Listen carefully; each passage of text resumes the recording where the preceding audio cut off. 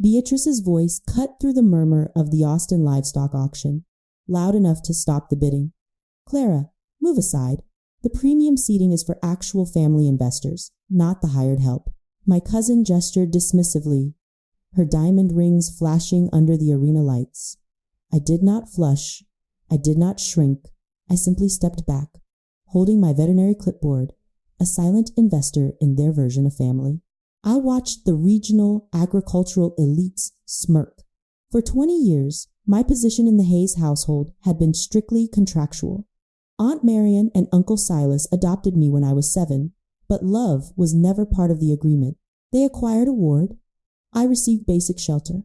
Over time, I paid my unwritten debt by becoming their primary large animal veterinarian.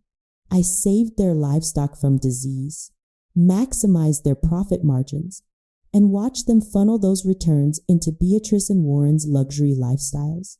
My cousins received unearned equity and endless praise. I received the privilege of existing in the background, a depreciating asset on their personal ledger.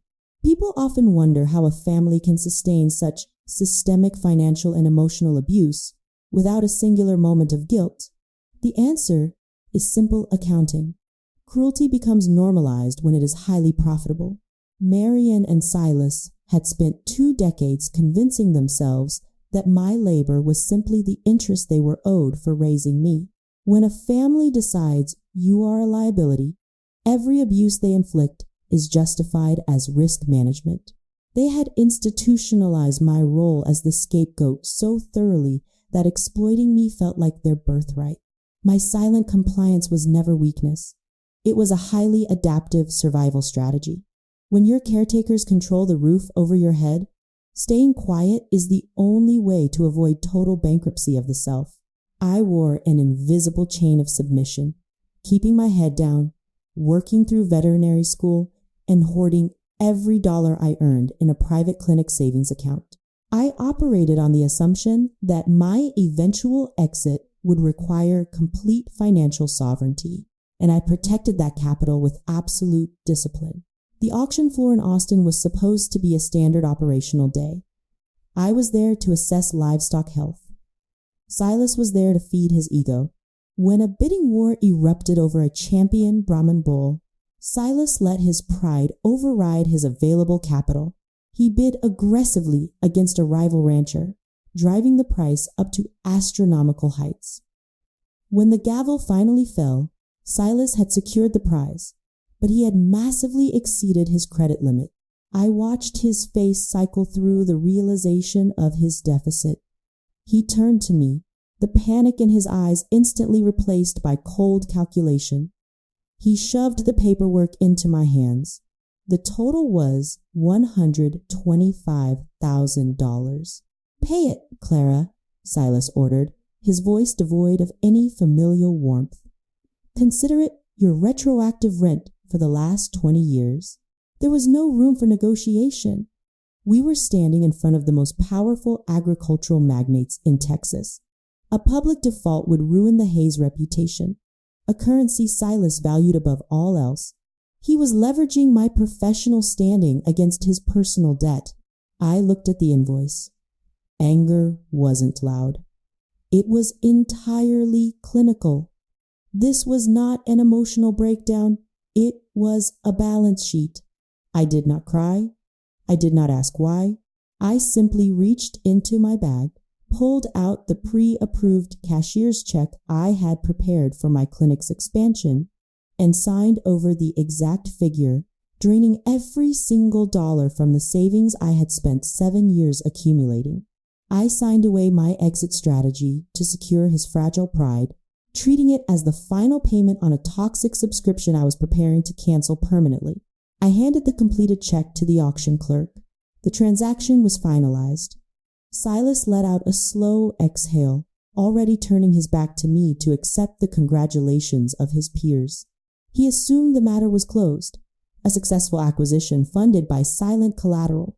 He did not anticipate an audit. Hold that transfer. The voice cut through the ambient noise of the auction arena like a steel blade. It was not loud, but it possessed a commanding frequency that demanded absolute silence. Every head in the stadium turned toward the VIP observation box. Great-grandmother Eleanor Hayes stood at the railing. At 89 years old, she was the self-made matriarch of the Texas ranch empire, a woman who had built a dynasty from dry dirt and ruthless efficiency. Eleanor descended the stadium stairs slowly, her posture perfectly rigid. Silas's smug expression dissolved into immediate apprehension. Marian, who had been sitting a few rows back, stood up, her face draining of color. Beatrice dropped her phone. The illusion of family unity was about to be liquidated. Eleanor bypassed her son and daughter-in-law completely, stopping directly in front of me. She looked at the clerk holding my check, then turned her piercing gaze onto Silas. "You have always been a poor investment, Silas," she stated, her voice echoing in the quiet arena. "But I assumed you possessed a baseline level of common decency. I see now that my assessment was a catastrophic miscalculation." "Mother, please, this is a private matter," Silas attempted to interject, his voice wavering with forced authority.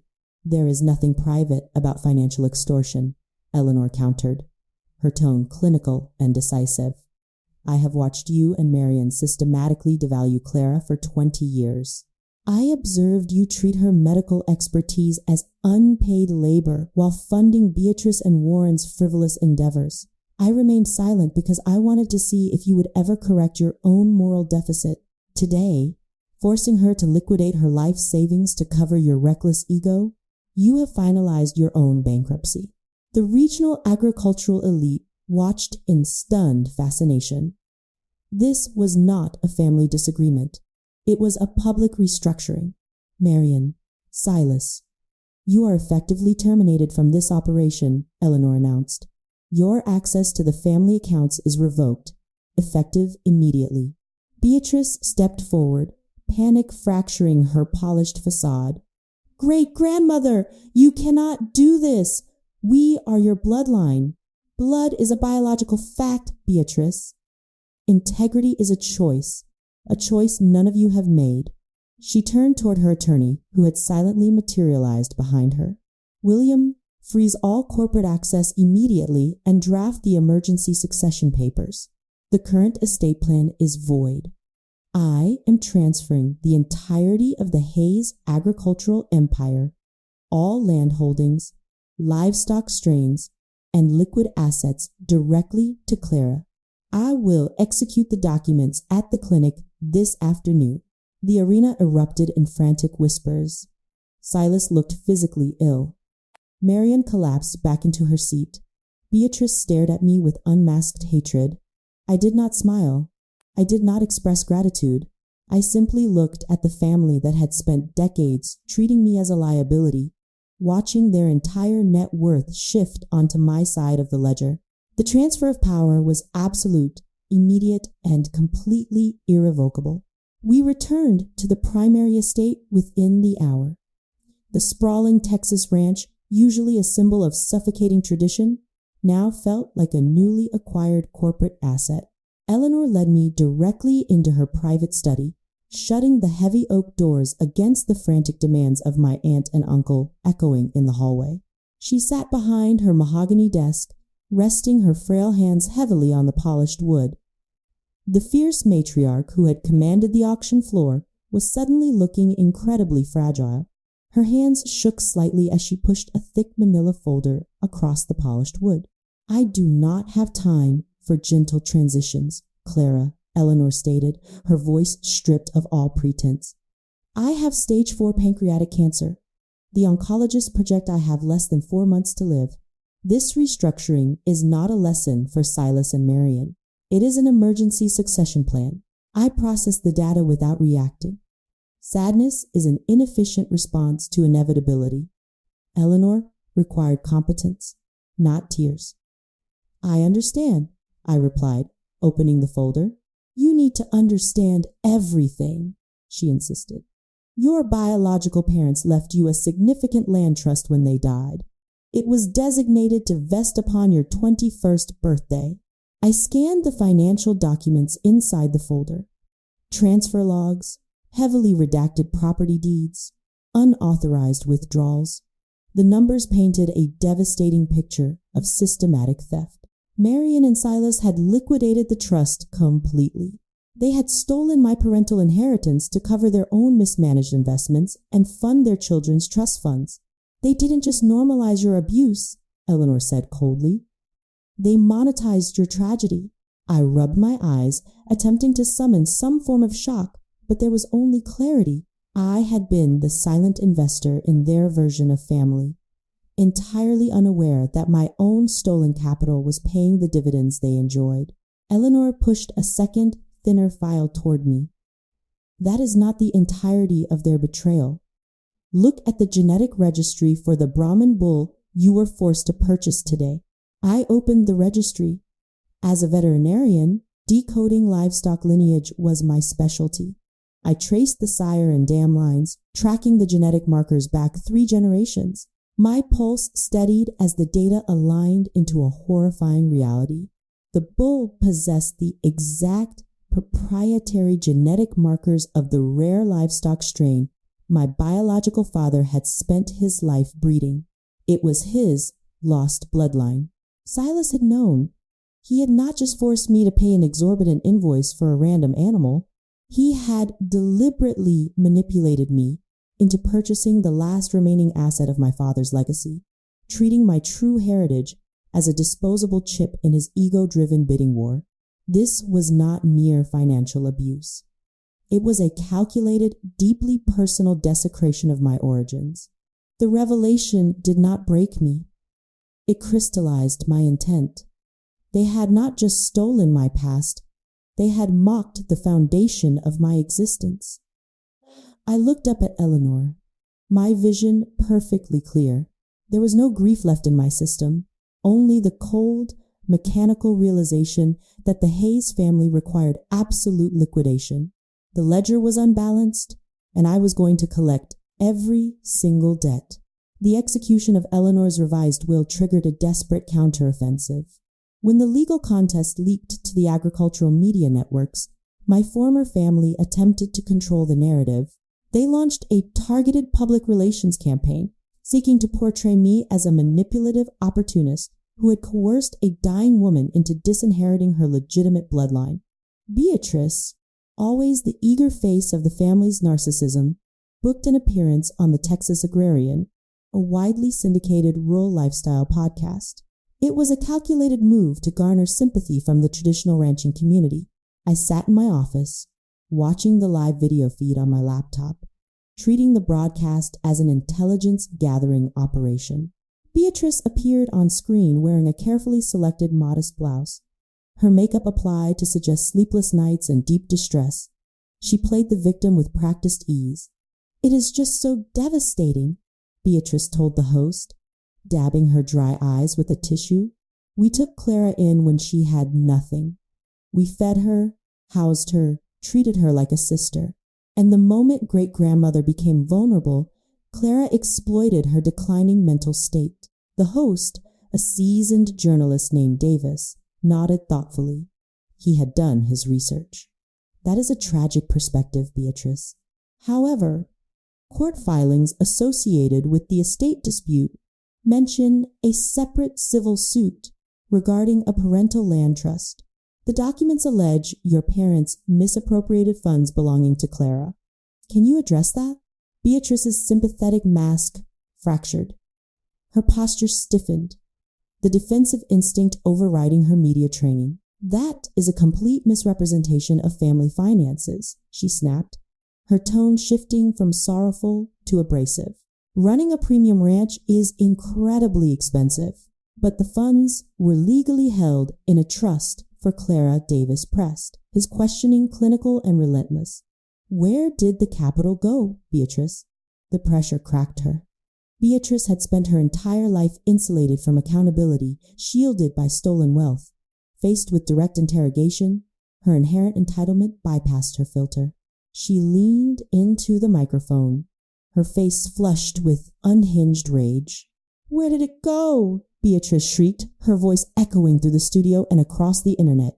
"It went to us because we earned it. Do you have any idea what it was like tolerating her in our house for 20 years? She was a weird, silent burden. We gave up our peace to raise someone else's problem. We deserved every single dollar of that trust fund for putting up with her existence. I didn't blink. I simply reached forward and pressed record, archiving the broadcast. Beatrice wasn't shocked by what she'd done. She was shocked that the world wouldn't validate her twisted accounting. In 30 seconds of live audio, she had publicly confessed to the systematic misappropriation of trust funds, justifying felony fraud with staggering arrogance. She had just single-handedly dismantled their entire legal defense. I closed the laptop. I didn't celebrate. I didn't gloat. I simply sent the audio file to Eleanor's legal team with a one-line directive. Submit this as Exhibit A.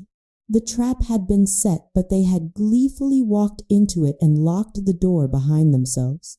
Over the next 6 months, the legal dominoes fell in rapid, devastating succession. Beatrice's unhinged podcast meltdown provided irrefutable evidence of malicious intent and deliberate financial misappropriation. Accelerating the judicial timeline, the presiding judge dismissed their contest of Eleanor's will with extreme prejudice and immediately ruled in my favor regarding the stolen parental trust. The verdict fell upon them like a ruthless corporate execution. Marian and Silas were ordered to pay total restitution, including 2 decades of compounded interest and punitive damages. The massive financial penalty instantly forced them into Chapter 7 bankruptcy. All of their personal assets, the luxury vehicles, the vacation properties, the designer wardrobes, the elite club memberships were systematically seized by creditors and liquidated to satisfy the judgment. Furthermore, the district attorney officially initiated criminal fraud proceedings against Silas for the embezzlement of a minor's trust. Their social currency evaporated overnight. Warren, permanently stripped of his unearned allowance, was forced to accept a minimum wage labor position at a competing ranch. He was entirely ignored by the elite community he once looked down upon. Beatrice, utterly humiliated by her viral confession, was immediately dropped by her exclusive social circles. Her high-profile fiancé canceled their engagement within 24 hours, citing the toxic public relations disaster she had created. They were left completely ostracized, their societal status voided. The sudden collapse of their perceived power once the wallet was emptied was a highly predictable phenomenon. When superficial wealth is stripped away, people who have built their entire identities on net worth and social positioning have no internal infrastructure to sustain themselves. They falsely believe that wearing expensive brands and commanding vast acreage makes them inherently superior. They do not realize that their prestige is merely rented. Once the capital vanished, Silas and Marian were revealed as exactly what they were: hollow, bitter individuals devoid of any actual competence. Their perceived power was entirely dependent on a bank balance they had acquired through systemic theft. Without the stolen funds to insulate them, their arrogance shattered against the harsh concrete of judicial reality. They weren't broken by the loss of their family. They were broken because they had to face the world without the armor of a stolen checkbook. I supervised the formal seizure of their remaining estate items with clinical precision. When the foreclosure agents arrived to escort Marian and Silas from the property they had once ruled, they looked at me, desperate for some display of triumphant gloating or emotional closure. They wanted a dramatic confrontation to validate their fabricated victimhood. I gave them absolutely nothing. I stood on the porch of the main house, holding my veterinary clipboard, calmly reviewing the quarterly profit projections for the livestock operation. I didn't engage. I didn't offer a final parting word. I treated their departure exactly like the removal of a defective piece of equipment. They were a bad investment, a liability that had finally been audited and removed from the premises.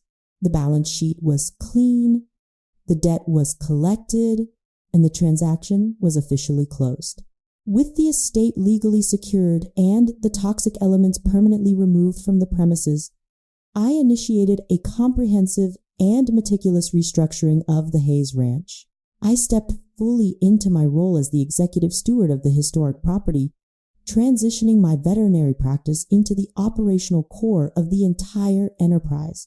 My first executive action was the immediate establishment of the Eleanor Hayes Foundation. Structured entirely with the recovered funds from my misappropriated parental trust, the foundation was engineered to provide full-ride scholarships and operational grants to underprivileged veterinary students across the state of Texas. It was a calculated reallocation of resources, permanently turning stolen capital into an engine for systemic generational growth. I ensured that the board of directors consisted of academics and scientists, completely insulating the fund from the type of vanity and greed that had previously plagued the family name. Simultaneously, I focused my scientific expertise on the champion Brahman bull I had been forced to purchase at the Austin auction. Utilizing advanced reproductive technologies and meticulous genealogical mapping, I systematically integrated his proprietary genetic markers back into the ranch's primary breeding program. Within 18 months, I had successfully restored my biological father's original, highly resilient livestock strains. I transformed the sprawling acreage from a monument of inherited arrogance into a premier sanctuary of scientific excellence, ethical breeding, and compassionate agricultural practice. The legacy of the land was no longer defined by extraction and exploitation. It was defined by innovation, sustainability, and respect for the animals that sustained us. Cutting ties with toxic bloodlines isn't cruelty. It's vital self-preservation. I didn't waste my energy destroying Silas, Marion, or Beatrice. Their own incompetence did that for them. Instead, I poured everything into building a legacy of healing and creation. Every student funded by the foundation, every healthy calf born from my father's restored bloodline was a quiet victory. The best revenge isn't watching your abusers fall into ruin. It's building a life of such unassailable dignity and purpose that their coldness can never reach you again. If this story resonated with your own journey of breaking free from toxic cycles, hit subscribe, drop a comment with your thoughts, and share this video with someone who needs to hear it today.